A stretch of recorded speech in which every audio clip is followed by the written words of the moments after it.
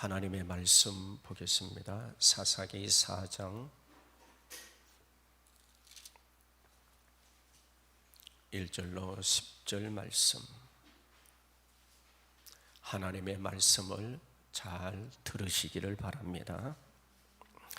여호시 주군이 이스라엘 자손이 또 여호와의 목전에 악을 행하며 여호와께서 하솔에서 통치하는 가나안 왕 야빈의 손에 그들을 파셨으니 그의 군대 장관은 하루셋 학고임에 거주하는 시스라요.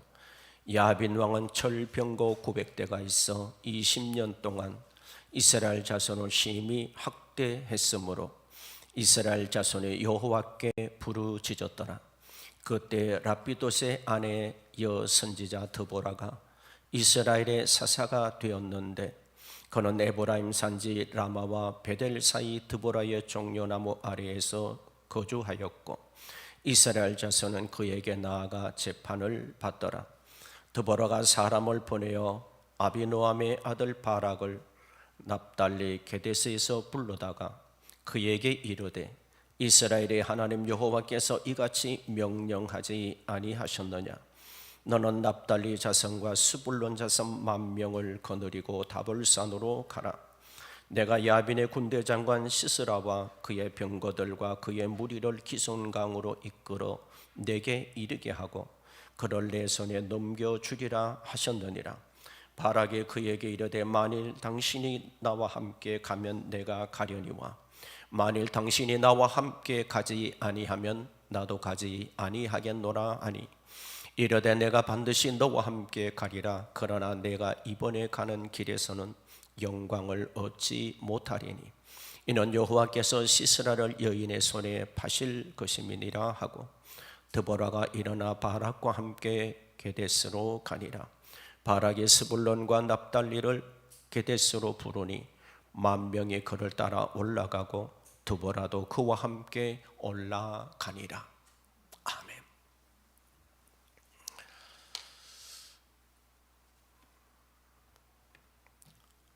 오늘도 하나님의 주시는 은혜가 여러분의 영혼에 충만하게 되시기를 주 이름으로 축복합니다. 선포된 하나님의 말씀이 한 주간을 살아가는데 우리 영혼에 놀라운 은혜와 축복이 되기를 원합니다.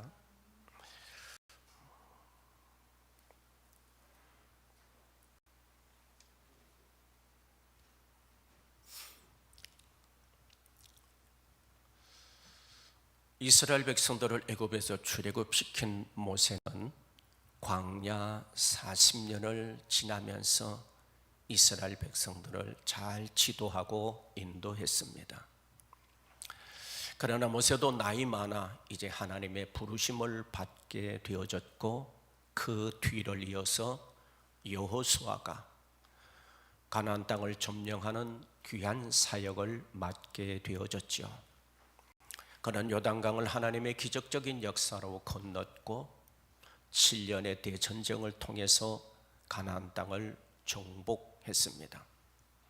그러나 여호수아 역시 나이 많아 하나님의 품으로 돌아가고 이제 이스라엘은 지도자를 잃어버리게 되어졌습니다. 여호수아는 살아생전에 이스라엘 12지파에게 땅을 분배하였습니다. 그리고 부탁한 것이 있습니다. 가나안 땅의 잔존 세력들을 각 지파 안에서 몰아내라고 그들을 진멸하라고 명했죠. 그것이 바로 하나님의 명령이기도 했습니다. 그러나 이스라엘 백성들은 광야의 길을 지나고 또 오랜 동안 전쟁을 통하여서 어려움을 겪었던 그들이 이제 땅을 분배받고 풍요로운 삶을 누리게 되어졌습니다. 광야의 척박한 생활에서 그들은 이제 농경지를 가질 수 있는 생활 속에 거하게 되어졌고 농경 문화 속에서 풍요로움을 겪게 되어졌던 것이죠. 그래서 그들은 하나님의 말씀을 잊어버리기 시작합니다. 하나님이 그렇게도 원하지 아니하는 가나안 족속과 통혼을 하게 되어져서 그들에게 아들과 딸들을 주고 또 가나안 백성들이 딸과 아들을 얻으면서 이스라엘 백성들은 하나님과 점점 멀어지게 되어지고 이제 그들은 우상과 가까워지기 시작합니다. 그래서 하나님을 버리고 바알의 신을 섬기고 아세라 신을 섬기는 죄를 범하게 되어지죠. 하나님께서는 이스라엘 백성들에게 징계를 내리십니다. 하나님을 배반하고 우상을 숭배하는 것을 하나님이 가장 싫어하시기 때문에 그렇죠. 그러나 이스라엘 백성들은 그 이방 나라의 하나님께서 넘겨주시게 되므로 어려움을 겪지만 그래도 금방 하나님 앞에 돌아오지 아니하고 오랜 시간 동안 고통을 겪다가 더 이상 견딜 수 없게 되어졌을 때 하나님 앞에 부르짖어 기도합니다. 그러면 하나님이 사사를 보내셔서 이스라엘 백성들을 이방 나라에서 건져주시고 이제 그들을 통해서 다시 한번 일어나게 하시고 평강의 은혜를 주셨어요. 그러나 그 평강이 오래가지를 못합니다. 평안하고 안정된 삶이 되어지면 또 하나님을 배반하게 되고 하나님을 배반하면 하나님의 징계가 또 임하게 되고 그러면 하나님 앞에 부르짖게 되고 이런 시기를 가리켜서 사사시대라고 말합니다. 약 350년 동안 계속 반복되어진 이스라엘의 범죄와 구함과 회복의 역사가 일어나게 되죠. 오늘 이 본문 말씀은 이스라엘의 네 번째 사사였던 사사 드보라와 그리고 하나님 앞에 귀하게 쓰임을 받은 바락에 대해서 오늘 본문은 우리에게 가르쳐주고 있습니다. 그래서 오늘 본문을 통하여 몇 가지로 은혜를 나누고자 합니다. 먼저 은혜 나누고자 하는 것은 바락은 하나님 앞에 택함을 받은 사람이라는 사실이죠. 2절 본문 2절 말씀에 보면 이렇게 말씀하고 있습니다. 여호와께서 하솔에서 통치하는 가나안 왕 야빈의 손에 그들을 파셨으니 그의 군대 장관은 하르셋 학고임에 거주하는 시스라요. 가나안 왕이었던 야빈에게 20년 동안 심한 고통과 괴로움을 이스라엘 백성들이 겪습니다. 그것은 바로 이스라엘 백성들을 하나님께서 야빈에게 파셨기 때문입니다. 여기에 파셨다는 말은 돈 받고 팔았다는 그런 의미의 뜻이 아니라 하나님께서 가나안 왕 야빈에게 이스라엘 백성들을 넘겨주었다는 의미죠. 그들은 20년 동안 심한 고통과 괴로움을 겪습니다. 성경 말씀 4장 6절에 보면 그들은 마음대로 활동할 수조차도 없었고 철병고 900성을 가지고 있는 그들에 의해서 통치를 받으면서 그들은 자유와 기쁨과 행복을 잃어버렸습니다.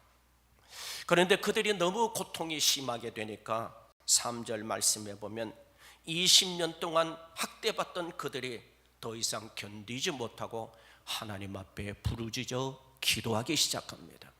하나님이여, 가나안 왕 야빈으로부터 우리를 건져내어 주시옵소서. 말씀은 이따가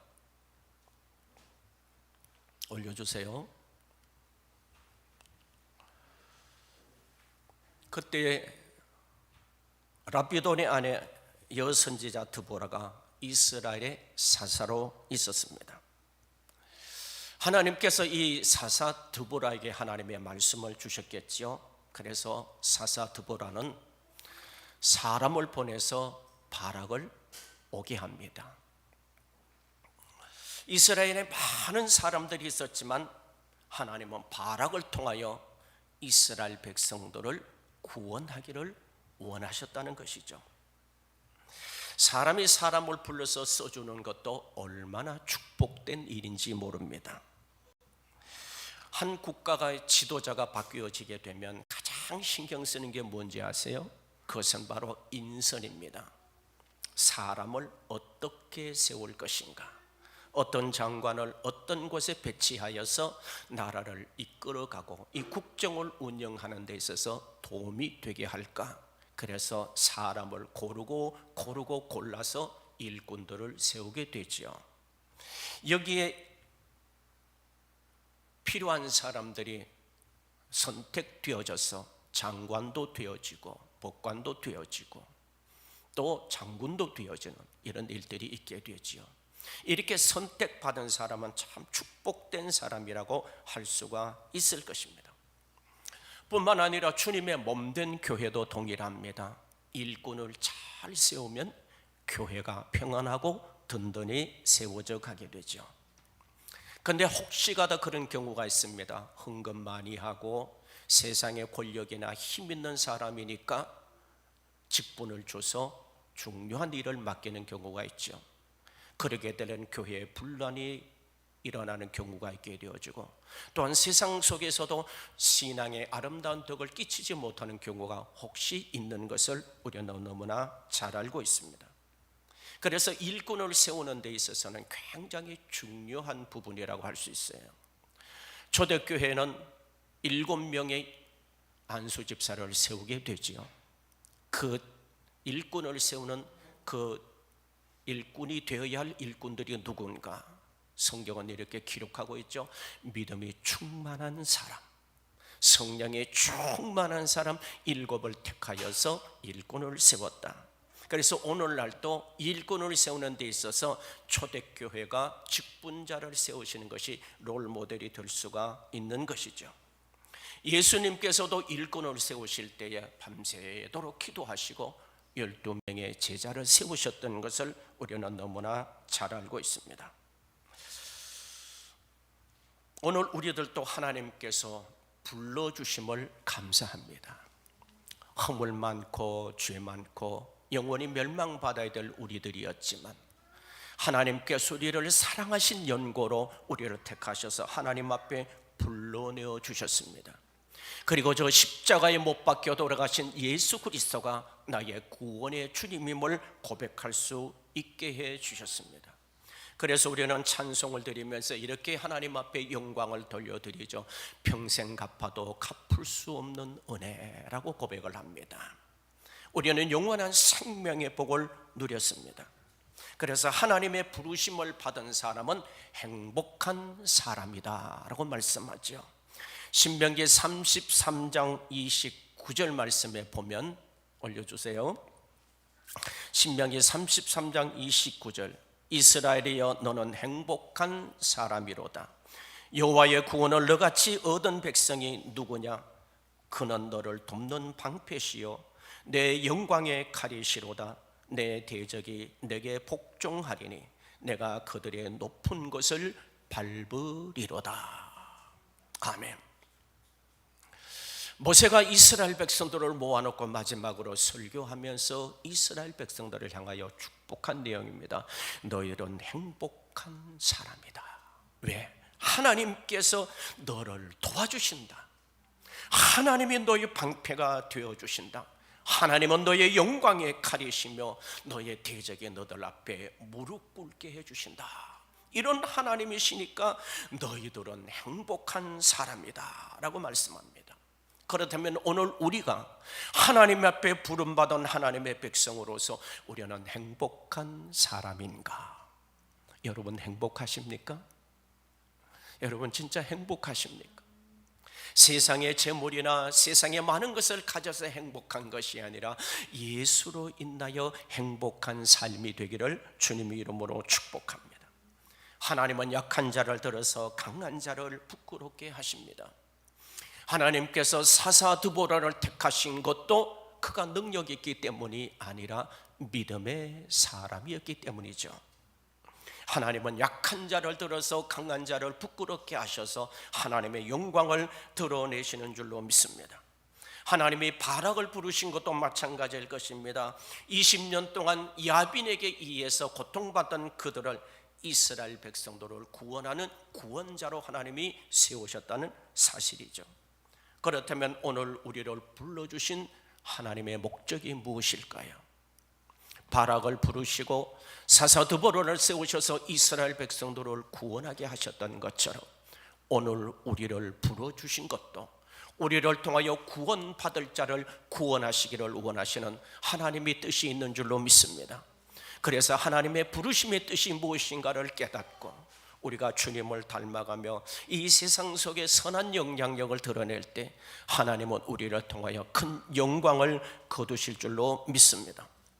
두 번째로 우리가 생각하고자 하는 것은 바락은 오직 믿음으로만 반응하지는 못했다는 사실이죠.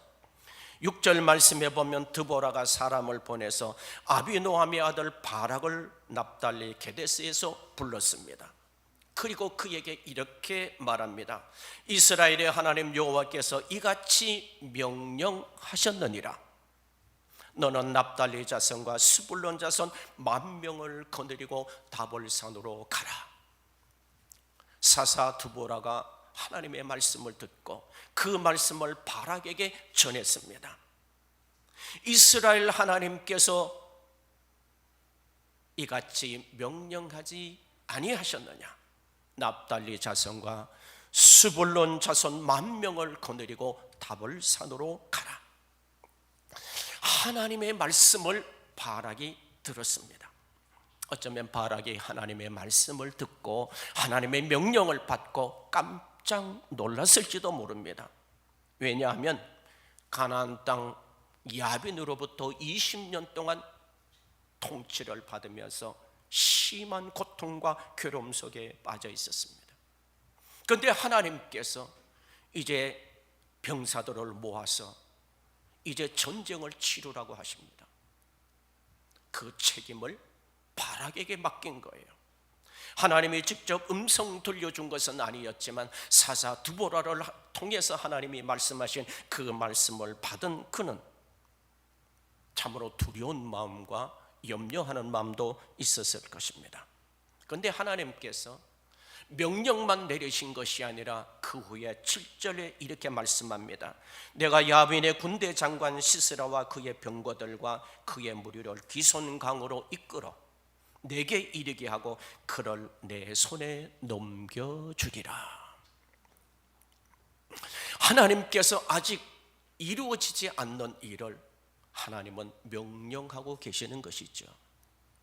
두 지파에서 10,000명을 모아서 다볼산으로 가면 하나님께서 군대 장관 시스라를 기손강으로 모아서 내 손에 넘겨주겠다 하나님의 말씀하십니다.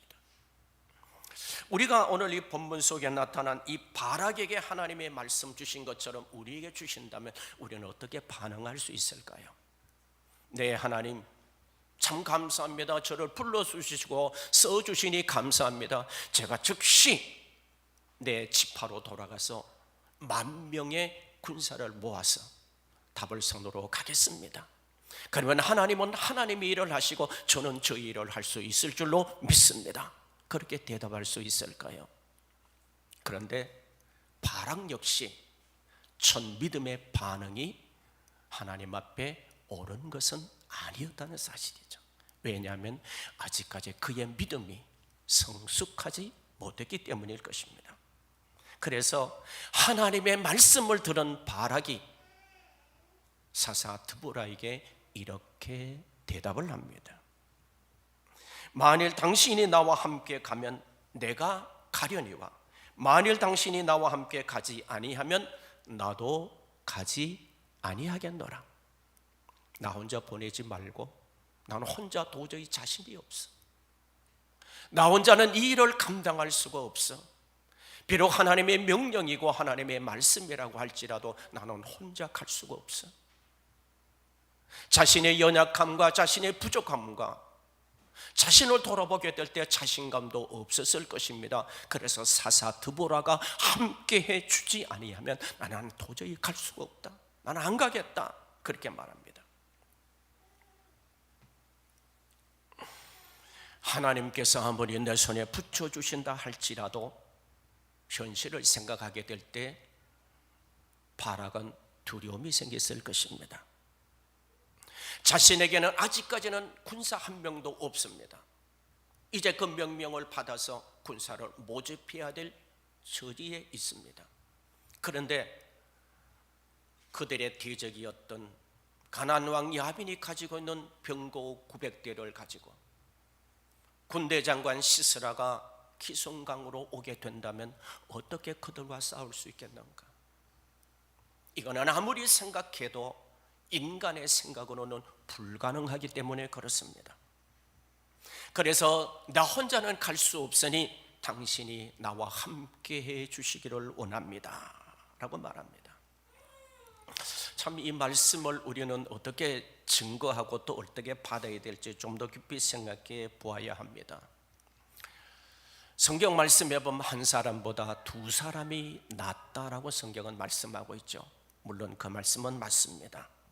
연합하고 동거한다고 하는 것은 하나님의 일을 함에 있어서 가장 아름다운 모습이에요. 그러나 하나님께서 지금 사사 드보라를 통하여 말씀하시는 내용은 그 누구에게 주신 말씀이 아니라 오직 바락 자신에게만 주신 말씀이에요. 그러므로 하나님의 말씀을 받았을 때에 하나님을 절대적으로 신뢰하지 않으면 말씀에 순종하기 어렵다는 것이죠. 성경은 우리에게 이렇게 말씀합니다. 전쟁은 여호와께 속해 있다고 말씀합니다. 승리도 패배도 하나님의 손길에 달려 있는 줄로 믿습니다. 하나님께서 바락에게 함께해 주셔서 시스라를 내 손에 넘겨주겠다고 말씀하셨습니다. 이는 보장된 승리와 같다고 할 수 있습니다. 오늘 우리들도 어쩌면 예수 그리스도께서 이렇게 말씀하시죠. 보라 내가 세상을 이기었노라. 그렇다고 한다면 너희도 세상 속에 나가서 이길 수 있다는 말씀이 포함되어져 있는 것이죠. 그런데 우리는 세상 속에 나가서 어떻게 승리할 수 있습니까? 주님이 나와 함께 하심을 확신할 때 하나님은 우리를 통하여 승리하게 하시는 줄로 믿으시기를 바랍니다. 여러분, 우리에게 하나님의 말씀이 임했다면 바락처럼 나는 혼자 못해요, 당신이 함께하지 않으면 못해요, 그렇게 말하겠습니까? 현실을 바라보면 말씀에 순종할 수가 없습니다. 내 힘으로나 내 지혜로 하려고 하면 불가능한 것이죠. 그래서 스가랴 4장 6절을 통해서 우리에게 말씀합니다. 그가 내게 대답하여 이르되 여호와께서 스룹바벨에게 하신 말씀이 이러하니라. 만군의 여호와께서 말씀하시되 이는 힘으로 되지 않으며 능력으로 되지 아니하고 오직 나의 영으로 되느니라. 아멘. 하나님이 함께 하시면 할 수 있는 줄로 믿습니다. 요한복음 15장 5절을 통해서 주님은 이렇게 말씀하셨죠. 나는 포도나무요 너희는 가지라. 그가 내 안에 내가 그 안에 거하면 사람이 열매를 많이 맺나니 나를 떠나서는 너희가 아무것도 할 수 없음이니라. 아멘. 하나님의 말씀에 순종하는 사람이 말씀대로 되는 기적을 경험하게 될 줄로 믿습니다. 히브리 11장 설교한 지가 이미 많이 되어졌습니다. 히브리 11장을 설교하면서 많은 것을 생각해 봅니다. 믿음이란 뭐냐? 여러분, 믿음이 뭐라고 생각하십니까? 히브리서 11장 1절 2절을 통해서 말씀하죠. 믿음은 바라는 것들의 실상이요 보지 못하는 것들의 증거니라. 선전들이 증거를 받았다고 성경은 우리에게 말씀합니다. 우리가 하나님의 말씀을 붙잡고 그대로 살아가면 그대로 되어지는 줄로 믿습니다. 그런데 우리가 하나님의 말씀을 받았다 할지라도 말씀을 믿지 못하면 하나님의 일하심이 우리를 통해서 나타나실 수가 없는 것이죠. 우리는 히브리서 11장을 통해서 믿음의 선전들의 삶의 모습을 바라봅니다. 아벨의 예배와 삶의 예배가 일치를 이루었고 에녹은 믿음으로 하나님을 기쁘게 하였습니다. 노아는 앞으로 되어질 일을 하나님의 말씀을 받고 120년 동안 방주를 준비하여 구원의 은혜를 입었습니다. 믿음의 사람들은 오직 믿음으로 살았고 믿음으로 인생을 깨끗하게 마쳤음을 우리는 성경을 통해서 봅니다. 그러므로 우리는 이 히브리 11장을 통해서 우리가 어떻게 이 세상 속에서 살아가야 할 것인가? 믿음으로 살면 믿음으로 되어지는 역사를 하나님은 우리에게 주실 줄로 믿습니다. 바락은 하나님의 말씀을 받아서 혼자 할 수 없다고 했어요. 우리가 여기에서 꼭 알아야 될 게 하나 있죠.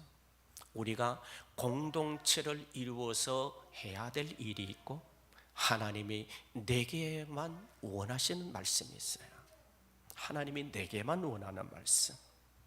그래서 하나님이 내게 주신 사명은 내가 짊어지고 가야 한다는 거죠. 이것이 내게 주어진 십자가를 지는 것인 줄로 믿습니다. 그래서 주님은 자기 십자가를 지고 나를 따르라고 말씀하셨어요. 때로는 우리가 십자가가 힘들어질 수도 있습니다. 때로는 무거울 수도 있습니다. 때로는 하나님께서 우리들에게 희생을 요구하실 때도 있습니다. 그럴지라도 우리는 십자가를 지고 끝까지 따라가야 할 줄로 믿습니다. 왜 우리가 이렇게 주님을 끝까지 따라가야 하느냐? 이런 비유가 어떨지 모르겠어요. 자녀가 예를 들어서 부모 말씀을 너무 안 들어서 너무 속썩여요. 부모의 마음이 너무 괴로워요. 내가 저 자녀를 낳고 미역국을 왜 먹었던가? 어쩌면 차라리 태어나지 않았다면 내가 이 고생을 하지 않을 텐데 라는 생각이 들 수도 있어요. 그런다고 해서 그 자녀 앞에 이렇게 말할 수 있겠습니까? 나는 이제 부모 안 할래 라고 하지는 못하잖아요. 여전히 속썩여도 내 자녀요, 내가 낳은 내 사랑하는 내 혈족이란 말이죠. 마찬가지로 그런 것 같아요. 우리가 하나님의 택함을 받아 구원받아 하나님의 백성이 되어졌다면 이제 우리는요 영원히 주님의 품으로부터 떠날 수 없는 존재예요. 주의 말씀 붙잡고 살아가는 것만이 우리가 승리할 수 있는 비결이고 하나님의 은총 안에 거하는 길인 줄로 믿습니다. 여러분, 혹시 하나님께서 여러분 개인에게 말씀을 주셨을 때 그 말씀대로 아멘 하는 은혜가 있게 되기를 주 이름으로 축복합니다. 마지막으로 드리고 싶은 말씀은 바락은 영광을 얻지 못하게 되어졌습니다. 바락은 하나님의 말씀을 듣고 사사 드보라가 동행해 주기를 원하였습니다. 그때 드보라가 이렇게 예언을 합니다. 9절 말씀입니다. 같이 한번 읽어보실까요? 이르되 내가 반드시 너와 함께 가리라. 그러나 내가 이번에 가는 길에서는 영광을 얻지 못하리니 이는 여호와께서 시스라를 여인의 손에 파실 것임이니라 하고 드보라가 일어나 바락과 함께 게데스로 가니라. 여러분, 이런 속담이 있지요. 제조는 곰이 부리고 돈은 주인이 받는다, 그런 말이 있어요. 그 의미는 어떤 사람이 열심히 수고하고 땀 흘려 일했는데 그 수고의 열매는 다른 사람이 가져간다는 뜻이죠. 바락이 하나님의 말씀을 받아서 그대로 순종만 했다면 모든 영광을 바락이 얻을 수가 있었어요. 그런데 사사 드보라와 함께 하기를 원했을 때 드보라를 통하여 예언의 말씀은 시스라를 한 여인의 손에 넘겨주신다고 예언을 하게 되는 것이죠.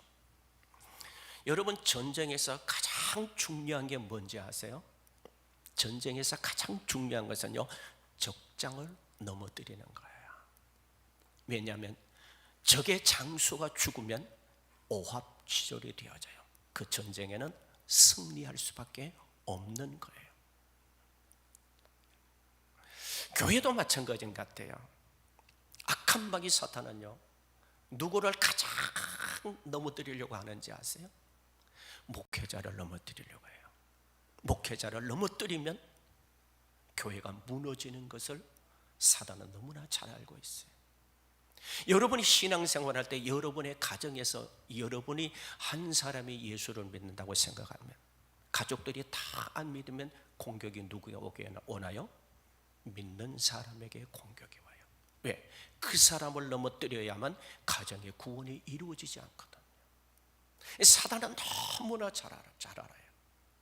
아가서의 말씀을 보면은 포도원을 허는 작은 여우를 잡으라는 말씀이 있어요. 악한 마귀는요, 우리의 포도원 같은 가정을 무너뜨리려고 해요. 우리의 행복을 빼앗아 가려고 해요. 그래서 믿는 사람의 역할이 얼마나 중요한지 몰라요. 그래서 내가 먼저 가족 중에 먼저 믿으면 내가 가정의 선교사요, 내가 가정에서 복음을 전하고 구원해야 될 사명이 내게 주어졌다는 것이죠. 그런데 이 성경 말씀을 사사기 4장을 보면 바락은요, 누구를 놓쳐버리는가 하면요, 적군은 진멸했지만 대장을 잃어버린 거예요. 대장을 죽이지를 못했어요. 이스라엘과 블레셋이 전쟁이 벌어졌을 때에 사울 왕이 나라를 다스리고 있었죠. 블레셋의 장수였던 골리앗이 나와서 큰 소리를 칩니다. 나와 함께 1대1로 싸우자. 우리의 신이 더 큰지 너희들이 믿는 신이 더 큰지 한번 싸워보자. 40일 동안 소리를 지릅니다. 구척장신의 골리앗이 소리를 지르니까 산이 쩌렁쩌렁 울릴 정도입니다. 이스라엘 백성은 사울 왕으로 시작해서 신하들과 병사들조차도 아무도 골리앗과 싸울 생각을 하지 못해요. 모두 다 벌벌 떨고 있습니다. 전쟁은 교착 상태에 처해 있었어요. 그때 다윗의 아버지가 다윗을 전쟁터에 심부름을 보냅니다. 식물을 좀 갖다 주라고 형들에게. 가보니까 골리앗이 소리 지르고 지가 40일이 되어졌는데도 아무도 싸울 생각을 하지 못해요. 다윗이 내가 하나님의 이름으로 나간다고 물매와 돌을 들고 나가서 골리앗을 대적합니다. 성경은 이렇게 말씀하죠. 그 돌이 골리앗의 이마에 박힘에 그 넘어지는 골리앗의 칼로 그의 목을 침으로 인해서 다윗은 적장을 물리칩니다. 골리앗이 죽게 되자 블레셋 사람들이 다 흩어지게 되고 그 뒤를 뒤쫓아서 전쟁은 승리하게 되어졌습니다. 그 영광이 누구에게 돌아갔을까요? 그 모든 영광은 다윗에게 돌아갔습니다. 다윗이 전쟁에 나가서 승리할 때마다 다윗에게 이름이 붙습니다. 다윗은 만만이요 사울은 천천이라. 다윗이 적장을 물리침으로 인해서 그에게 모든 영광이 돌아가고 백성들에게 또 존경을 받게 되어지며 이스라엘의 영웅이 되어졌던 것은 적장을 물리쳤기 때문에 그렇습니다.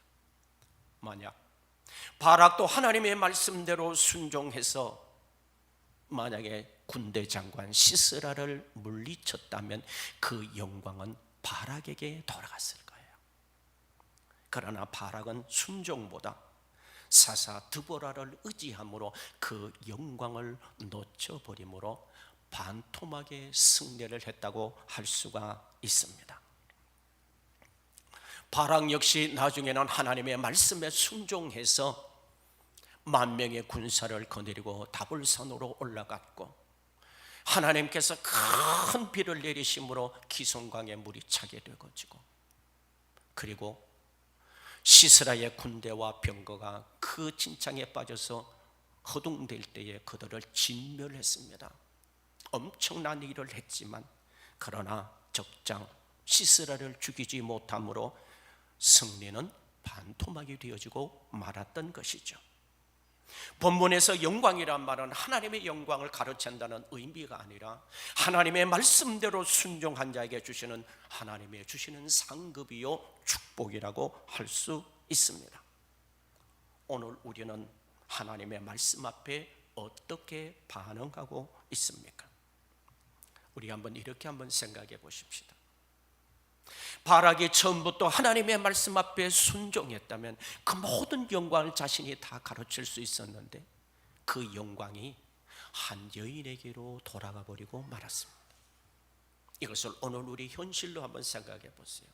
하나님이 내게 복을 주시기 위해서 어떤 말씀을 주셨어요. 그런데 그 말씀을 순종하지 못해서 내가 받아야 될 축복을 다른 사람이 받는다면 여러분이 기분이 어떨 것 같습니까? 저는 이 말씀 생각하는데요, 참 많은 것이 생각되어지더라고요.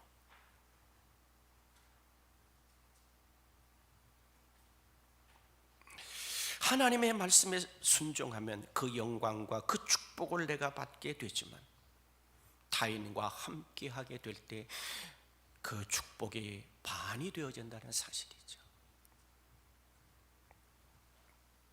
그래서 주어진 삶의 현장에서 하나님의 말씀 앞에 즉각적으로 순종한다는 것이 얼마나 중요한지 몰라요. 성령 받은 우리에게는 기도할 때 하나님이 우리에게 감동을 주실 때가 있어요. 사랑하는 아들아, 사랑하는 딸아 부르시면서 하나님이 어떤 감동을 우리에게 주시게 될 때 그 감동에 주저하지 않게 되기를 축복합니다. 행동으로 믿음을 하나님 앞에 보여주시기를 원합니다. 인간의 생각으로 이리저리 머리 굴려 계산하지 말고 헤아리지도 마십시오. 오직 하나님의 말씀 그대로 순종하면 순종한 대로 하나님의 주시는 은혜가 있다는 것을 여러분의 삶에서 경험하게 될 것입니다. 누가복음 6장 38절에 이렇게 말씀하죠. 주라 그리하면 너에게 줄 것이니 곧 후히되어 누르고 흔들어 넘치도록 하여 너에게 안겨주리라. 너희가 헤아리는 그 헤아림으로 너희도 헤아림을 도로 받을 것이니라. 여러분, 이 원어적인 의미로 헤아림이라는 말의 의미는 도랑형, 척도, 치수 이런 걸 말합니다. 잰다는 얘기죠. 우리가 하나님의 말씀에 우리에게 임하게 될 때, 또 하나님의 말씀이 선포된 말씀을 듣게 될 때에 자꾸 자기 생각으로 헤아리지 말라는 거죠. 이렇게 재고 저렇게 재고 자꾸 재다 보면 뭘 합니까? 아무것도 하지 못하게 되는 거예요. 재지 말라는 거죠. 예를 들어서 하나님 앞에 내가 어떤 감동이 와서 내가 하나님 앞에 예물을 드릴 때도 아이고 내가 이거 드리면 어떻게 하나? 이렇게 재는 것이 헤아리는 거예요. 하나님은 이미 우리가 재고 있다는 것을 하나님은 알고 계신다는 거죠. 왜? 하나님은 우리의 중심을 보시기 때문에 그래요. 저는 이 누가복음 6장 38절이 늘 하나님 앞에 내 자신을 돌아보게 되죠. 나는 하나님 앞에 헤아리고 있지는 않는가? 내 육신적으로든 정신적으로든 영적인 것이로든 물질적인 것이로든 내가 하나님 앞에 자꾸 헤아리지는 않는가? 그래서 자꾸 이 말씀 앞에 내 자신을 자꾸 올려놓아 봐요. 저는 10월 셋째 주가 추수감사주일인데 1년 전에 하나님 앞에 추수감사주일에 무엇을 드려야 될까? 하나님 앞에 기도했어요. 그런데 하나님께서 내 마음에 이런 마음을 주시는 거예요. 아, 하루에 1,000원씩 하나님 앞에 감사를 드려야 되겠다. 1년 전부터 추수감사절에 하나님 앞에 감사 예물 드리기 위해서 거의 1년 가까이 매일 1,000원씩 하나님 앞에 감사했어요. 그래서 추수감사주일에 이 물을 하나님 앞에 드릴 거예요. 1년 모으면 36만 5천 원 되나요? 하나님 앞에 내가 구원받은 은혜, 내가 목회자로서 살아가는 삶, 하나님이 성도를 주시고 내가 설교할 수 있게 해주시고 나를 그 구원해 주신 은혜를 생각하면 뭐가 없겠습니까? 하나님께서 내게 주시는 그 마음을 내가 빼앗기지 않는 것이 얼마나 중요한지 몰라요. 그래서 하나님이 내게 주신 어떤 감동 있을 때 절대 헤아리지 말라는 것이요. 이 헤아리지 말라는 말씀 의미가 곧바로 연결되는 또 하나의 말씀이 있습니다. 그게 뭔가 하면요, 비판하지 말라는 거예요. 비판하지 말라. 비판하면은 너에게도 똑같이 비판이 돌아온다는 말씀이에요. 그게 헤아리는 것이죠. 물질도 남을 비판하고 판단하는 것도, 우리 인생 속에 살아가는 모든 일들 속에서 내가 하나님 앞에 헤아리지 않는 신앙생활이 얼마나 중요한가를 저는 깨닫기 때문에 그 말씀대로 살아가기 위해서 저는 무척이나 노력합니다. 바락도 마찬가지였을 거예요. 하나님의 말씀을 듣고 헤아리지 않았겠습니까? 내가 가진 것은 이거고 나는 지금 아무것도 없는데 적군은 병거 900승을 가지고 있어. 내가 저 적군들과 싸운다고 나 혼자 힘으로는 도저히 못하겠어. 그래서 사사드보라에게 요청했던 것 아닙니까? 그리고 그 영광이 반토막 나고 말했잖아요. 오늘 우리가 이 땅에 살아가는 동안 하나님이 내게 주신 말씀대로 살아간다고 하는 것은 얼마나 중요한지 몰라요. 바락을 통하여 우리에게 주신 영적 교훈 중에 가장 귀한 교훈이 이걸 겁니다. 말씀대로 내가 하고 있느냐지. 첫 반응이 내가 어떠냐 이거지. 그 감동과 그 감격을 놓쳐버리게 되면 못하게 되는 거예요. 그 축복을 빼앗기게 되는 거예요. 저도 신앙생활을 하는 동안에 많은 감동이 제게 있었습니다. 그런데 하나님의 감동을 미처 깨닫지 못하고 흘려 지내고 나서는 얼마나 후회할 때가 많은지 몰라요. 감동은 놓치는 게 아니고 말씀은 놓치는 게 아니라는 거죠.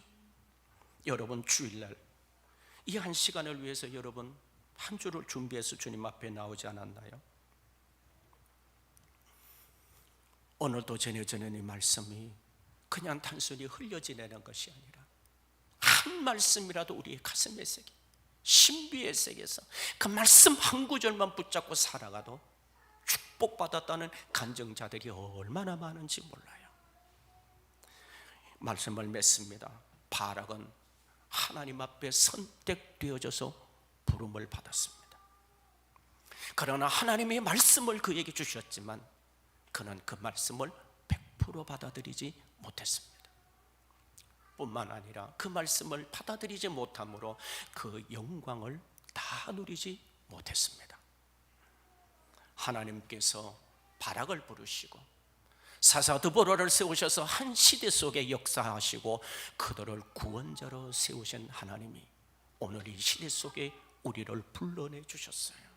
이 한마음교회에 불러주셨고 이 자리에서 공동체를 이루며 믿음의 생활을 하게 해주셨어요. 이제 하나님이 내게 원하는 것이 있을 거예요. 내가 주님 앞에 어떻게 살아갈 것인가, 내가 말씀으로 어떻게 살아갈 것인가. 그 말씀대로 살아가게 되면 하나님이 말씀대로 약속하신 것을 이루어 주실 줄로 믿습니다. 이런 복을 누리며 사랑하는 복된 성도들이 삶이 되어지기를 주님의 이름으로 축복합니다. 기도하겠습니다. 영광 받으시는 하나님 아버지, 감사합니다. 우리는 연약하고 우리는 나약해서 하나님의 말씀을 받아들이지 못할 때가 많이 있습니다. 믿음으로 받아야 하고 믿음으로 들어야 하고 믿음으로 행해야 됨에도 불구하고 오늘 바락처럼 어쩌면 헤아렸는지도 모릅니다.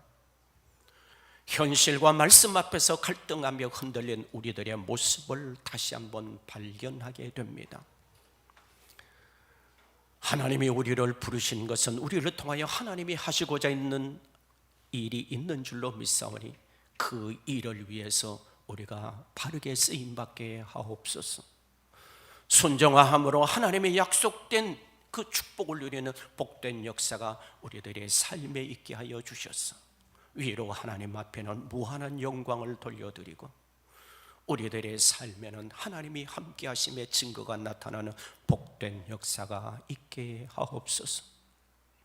주님의 크시는 종이 함께 하심을 믿사옵고 우리 구주 예수 그리스도 이름으로 기도하옵나이다. 아멘. 찬송 드리시고 예배 마칩니다.